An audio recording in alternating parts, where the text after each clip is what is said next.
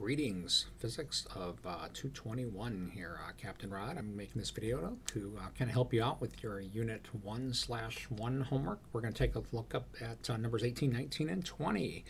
So number 18 says something about a jet that lands with a speed of 85 meters per second and it can accelerate at -5 meters per second per second.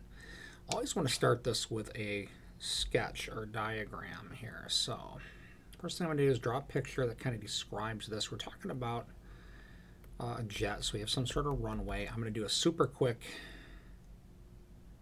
picture. There's my jet. And here we are at t = 0. Now there's a velocity given in the problem. You should label it, and it's a vector. Now in my example, this was 85 meters per second. Yours is probably something else.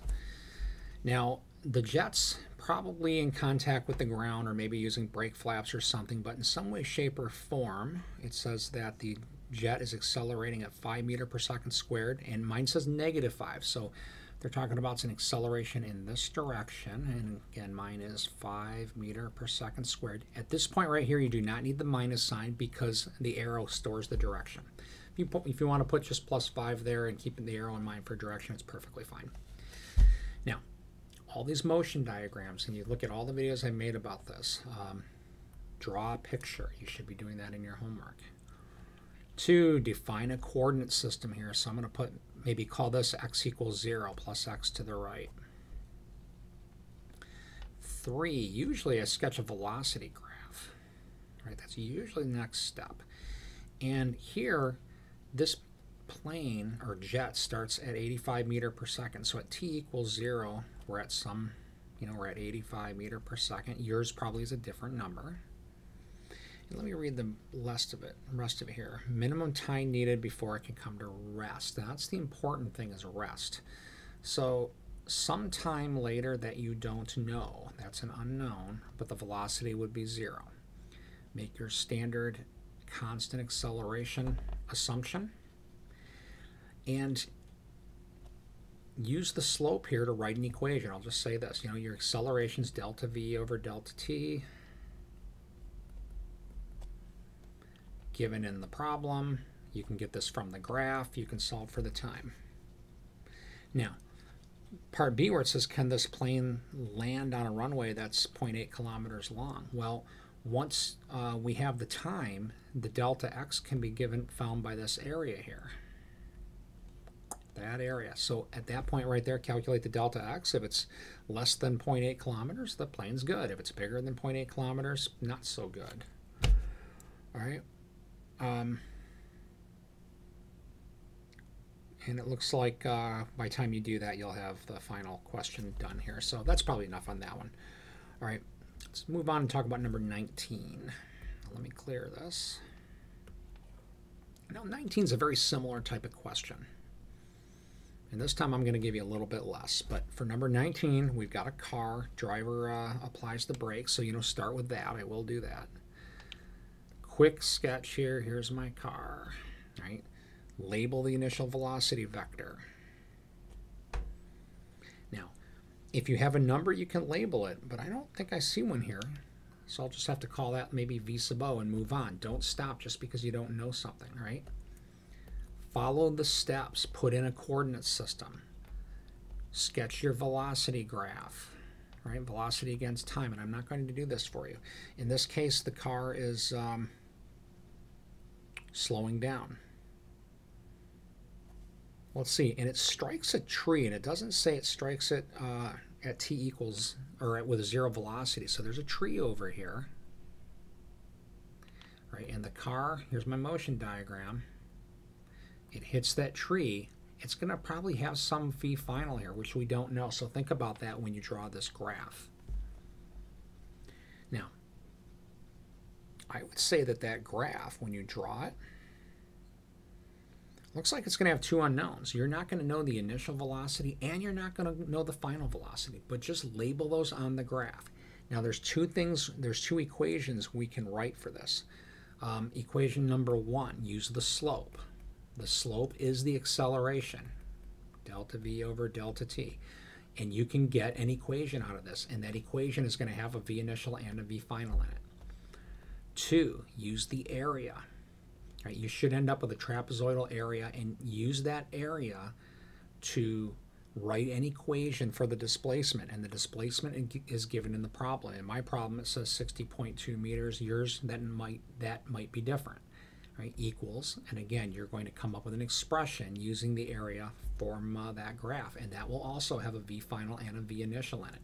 Then you're going to have two equations, two unknowns.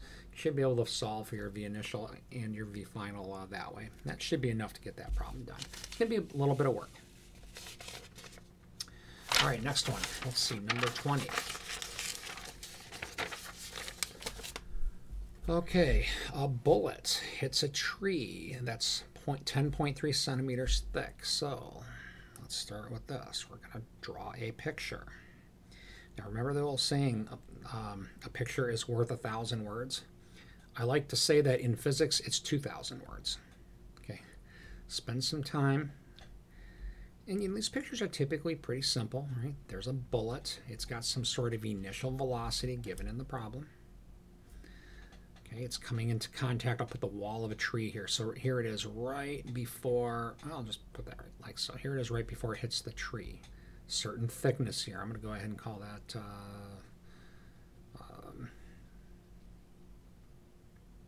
I'll just put D here for now, some sort of distance.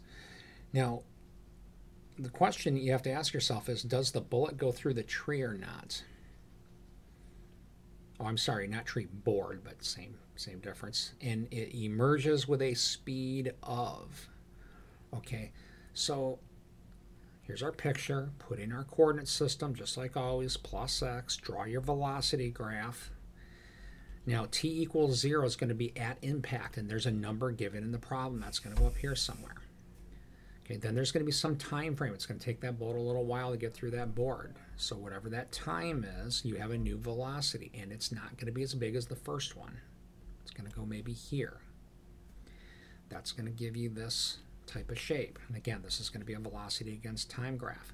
Now, once you have this written out, okay, there's two equations you can write for it. One, acceleration's delta v over delta t. Let me just see here, I'm glancing this over.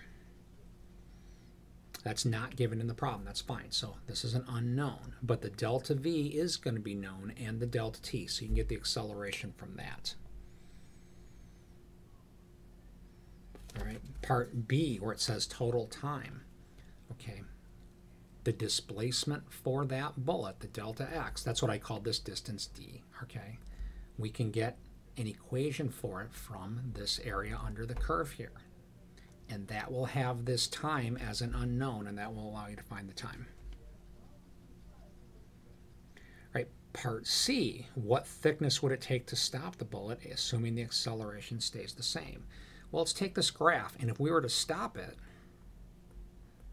this would project forward to like here. All right, and now we have some sort of unknown time.